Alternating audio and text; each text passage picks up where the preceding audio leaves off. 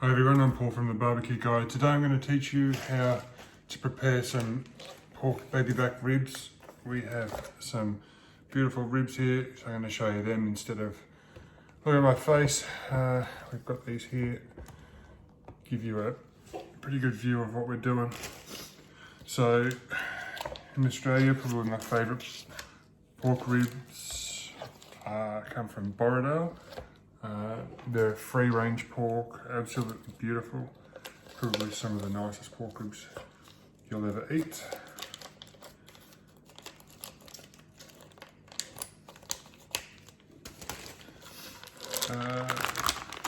Quite simply, we remove them from the bag, just one at a time. I'm going to pat them down with a paper towel.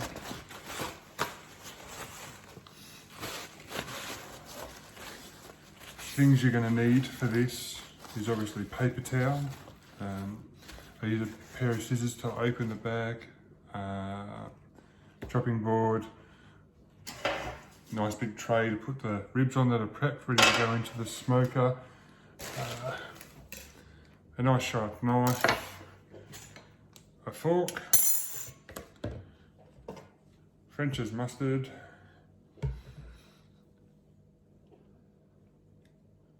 Three Little Pigs Championship, and Three Little Pigs Touch of Cherry.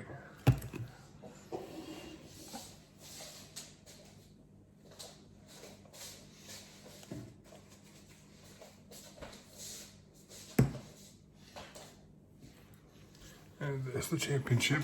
So basically the baby back ribs come up from up near the spine, up near the loin, so that there is loin meat there that you can see. And a couple little things that you just tidy up. You don't have to trim a lot off them because you want as much on there as you can. If you want to get a bit pedantic, square them up. That's probably almost to the extent of the trimming I'm going to do. They're relatively even in thickness, which is pretty good.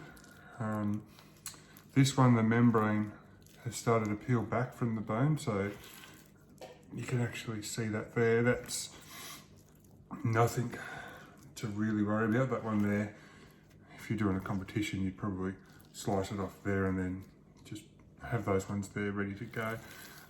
You pick your 6 medium bones once they're cooked anyway, but we're not doing competition, we're doing backyard barbecue and we just want awesome, delicious ribs. Now, these here have been cut very close to the vertebrae. You can actually see the secondary part of the bone, just here.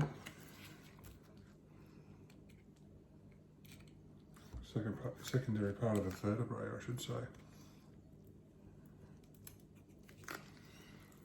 Which you can leave in there and they just become rib tips.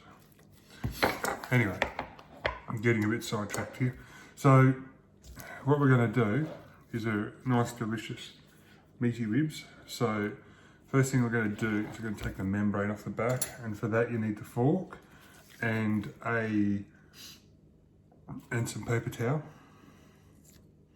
So start in the corner and then separate the layers of membrane, and you only want to take off the first layer of membrane because you don't want it to actually fall off the bone. You want the bones to be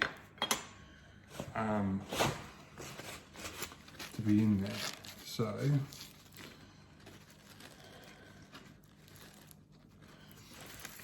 this one's going to be a little bit tricky, I think. They don't always come off first go. All you need to do is get it started like that. Put your finger under it, wrap the paper towel around it, and grab it and pull it back slowly, trying to keep as close to the bones as you can so you don't actually tear it.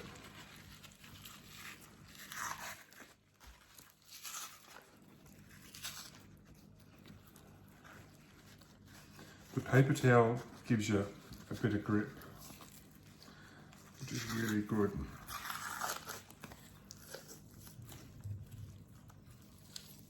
that's just going to pull off there. Anyway, so that's half done. I'm going to use a new piece of paper towel.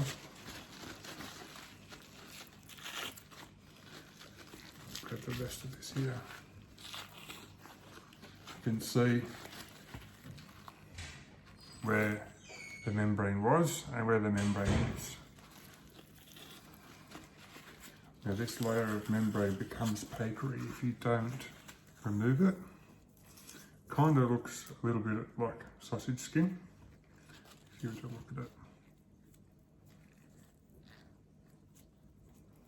It's very, very thin. That's what you want to do to take them off.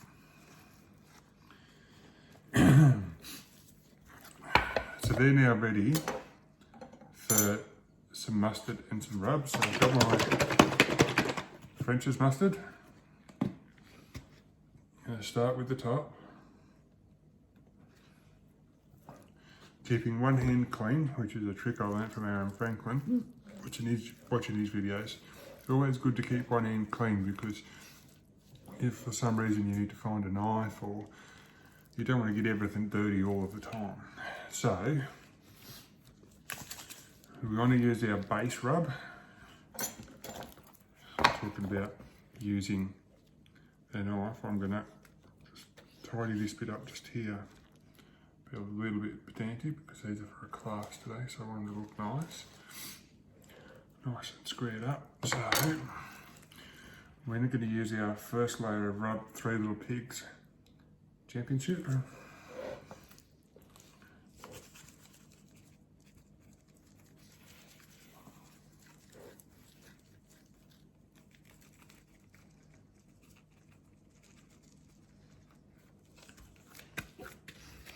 And then all you do is you pat it down.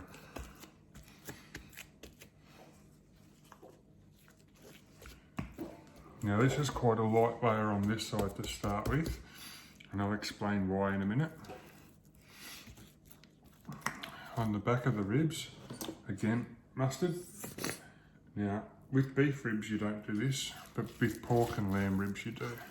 I've already got videos for beef ribs, but now I'm doing a pork rib video, and I'll also do a lamb rib one shortly. Now, that's on there as well. So the reason we're going to do the back here is because when you slice your ribs, you want to be able to get your whole mouth around it, and you want to be able to taste the flavour. Now, here's the trick that Chris Marks taught me, and I tried it not long ago and it works absolutely amazing. Grab a fork, you use that fork and you pierce in between the bones. Don't go too many times, just 2 or 3 times between each bone.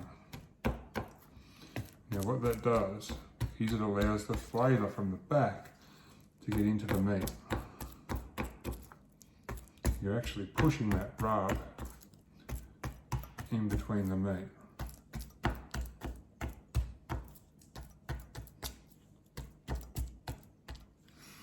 Now, that's the back done. On the top side, we're going to do exactly the same thing. If you've got a jacquard, you can use a jacquard to do this.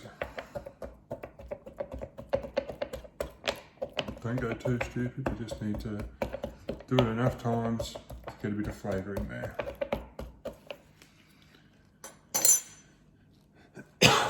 Excuse me. The next thing you need to do is the top layer. Now, because we are not going to put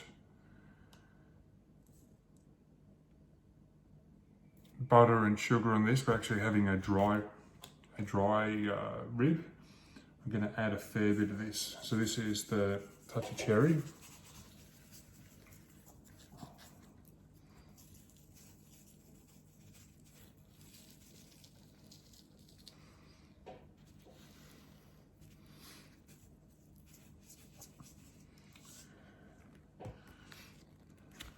And again, you can pat it down so all that delicious rub doesn't fall off. And that there is you have your ribs ready for cooking. Now for cooking, all these is I don't wrap my ribs. I just literally put them into the smoker and leave them until they're done, which will take between 3.5 to 4.5 hours, depending on the size of the ribs. Righto guys, thank you very much for watching. I'm Paul the Barbecue Guy. Make sure you subscribe. Follow me on Facebook, Instagram, and also on YouTube. Thank you very much. Have a great day.